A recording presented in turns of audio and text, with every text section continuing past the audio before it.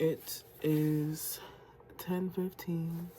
It's May 23rd, 2025, and I don't look my best. I'm actually about to go to bed, but I've been feeling to film. If I think I look too bad, then I'm gonna splice over images and videos of me not looking so bad. I essentially wanted to send a reminder, and if it's not a reminder, it's to tell not only to me, but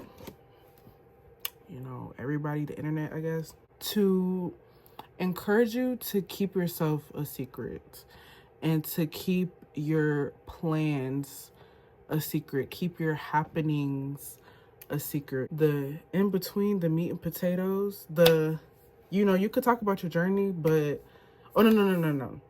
You could talk about the destination, but like, don't talk about the journey until you get to the destination. That's basically what I'm trying to say. And I have several reasons for why I want to talk about this. And I'm not gonna lie, I'm getting kind of frustrated because I wrote down notes and I wrote them on my phone and I can't find them on my iPad. So this is gonna be a freestyle, I guess. What sparked me wanting to talk about this is, one, I watched a video, and two, it's actually something that I'm currently experiencing. The video that I had watched that kind of like sparked this in me was I don't really want to call him a YouTuber, but I guess that's one of his professions. His YouTube channel name is Eric the Young God, and I don't know, this sounds weird, but I did go to school with this person. I didn't know them, but where I lived, is like you kind of just end up following people that you go to school with, whether you know them or not. And then come to find out, he does music commentary interviews with a lot of the people that I personally love listening to.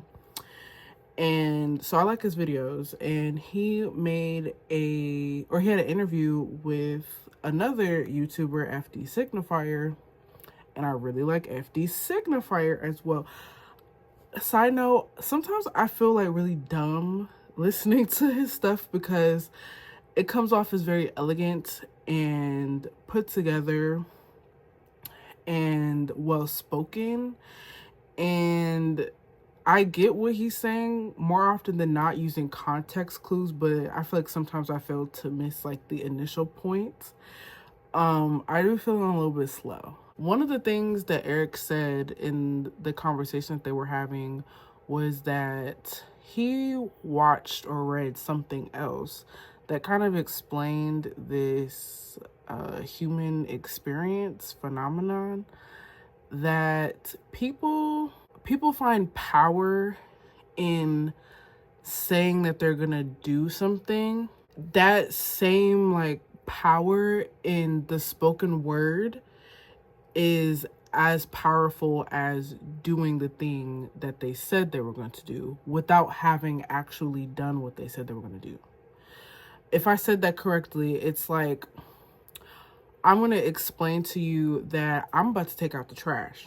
I feel so accomplished having said that I already have the satisfaction in me that I would have gotten had I actually taken out the trash. But I never took out the trash. I just said I was going to. And that was enough fulfillment.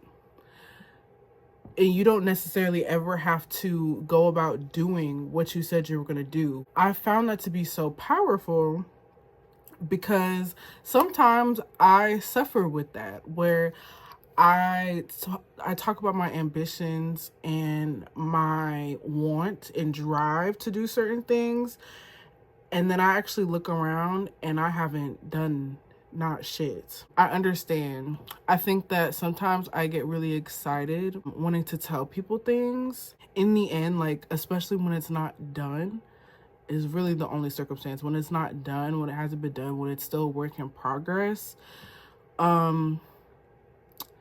it doesn't really feel good, like, after the fact. It's like, well, I wish I actually didn't say that. I think that phenomenon or whatever, that occurrence that I was just explaining, can apply to the people that listen to it as well. People want to reap what you're sowing. I've been told on multiple occasions that people like living through me, living vicariously through me, because they're just so fascinated with the way that I carry my life, which good for them, because ain't nothing, I can't say it's nothing to like, but it's like, huh? Why would you want to do that? Sentiments like that have always made me feel pretty uncomfortable. And I think that can also be said about like social media addiction. People will scroll and scroll and scroll through people doing things that are motivational and life altering, and cleaning up their house, or buying a new car. But you come home, or unfortunately, you might not be leaving the house for real, and you're just scrolling, watching other people live, their lives, and you find satisfaction and joy in watching people live and complete things that you may want for yourself, but you're not putting your life together in a way that will allow you to obtain the same fruits, get the same things, do the things that it is that you say that you want to do, but you're finding the same satisfaction in watching people do those things instead.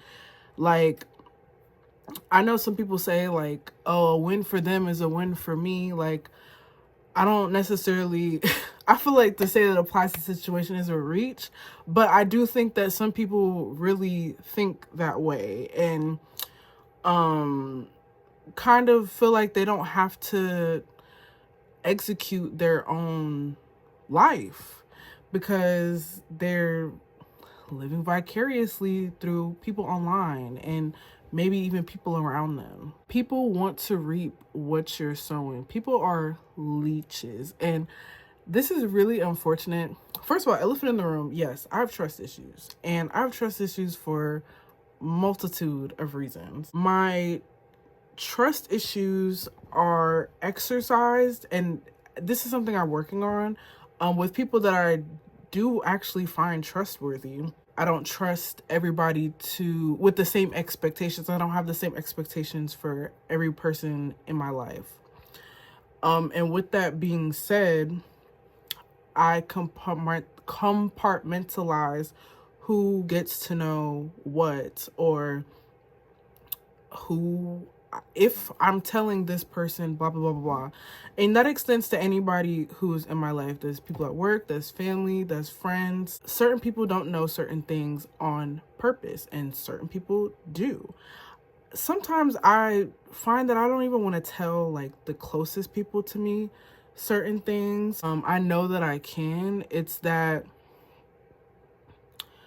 sometimes I do get that satisfaction from talking to them. That'll do it for me about what I'm doing instead of having done it. I have a tendency to let people get in my head, especially if I do trust you and I have a lot of respect for you. You might be able to convince me to or not to do something, or do something differently from what I initially wanted for myself. And furthermore, if I do what you wanted me to do instead because I respect and trust your input and I don't like it, or it doesn't work, or X, Y, and Z, I relapse. Like, I start going crazy. Like, why would you tell me to do that? Why would you do that? Whole time it's coming from a place of love and they respect me as well, but stuff like that frustrates me to no end. The devil works hard, okay? And he can come in contact with even people you love. So you might be really excited to tell somebody something, and I don't know if this has ever happened to you, but sometimes I'll be really excited to tell someone something and they immediately shit on it. And sometimes it comes from a place of love, and sometimes they're righteous in their assertion of their opinion about whatever it is that you told them. And that can make you perceive what you're doing in a different way. Again, like if you really love and respect someone and you let them in on what they're doing, on what you're doing, you can like bend and really change the course of your journey instead of going about it the way that if it was well thought out. And again, I'm not talking about confiding in somebody, like asking for help or seeking insight. I'm talking about just, oh, I'm so excited to talk about this because it's going on in my life. And just telling X, Y, and Z. Right now, I'm going through an interesting time of my life, and I want nothing more to explain it to a close friend of mine. She's the first person that I felt like I was able to open up to after kind of friendship breakups and all that, and it was really hard for me to open up to her at first, but I think she's wonderful. And oh my gosh, I want to tell her what's going on so bad. Not because I want to confide in her, because I don't want her opinion actually.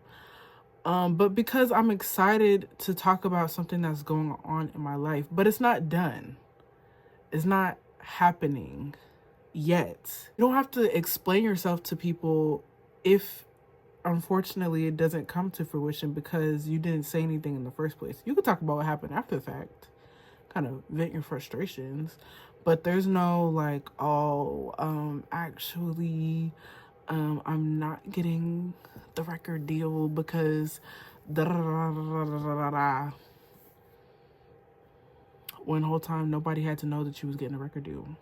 Especially with stuff like that, I'm quick to leave a room whenever I feel like I have to divulge like confident information. I feel like that's not the word I'm thinking of, but like classified, I guess, information. And I think that should be in practice as well. Like if you have to lie your way out of telling your business or just making something up, like sometimes people like look for that in certain people. The reason I feel like I have so much experience with this is, especially in like, not recency because it hasn't happened recently, but in general. One, because I suffer from the phenomenon that we was talking about in the beginning. And two, people recognize something in me that I don't see in myself, that I just feel like a target for this type of behavior. Like, oh, what are you doing?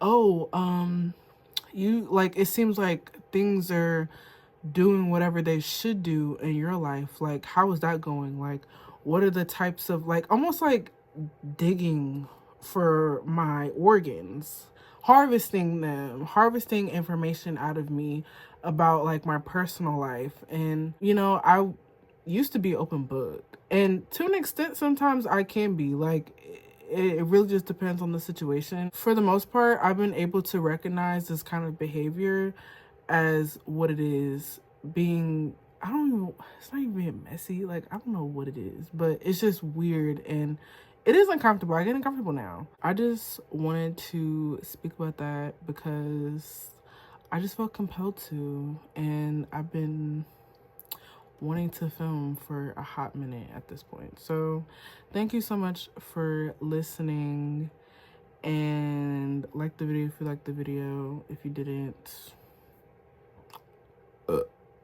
excuse me, that was nasty.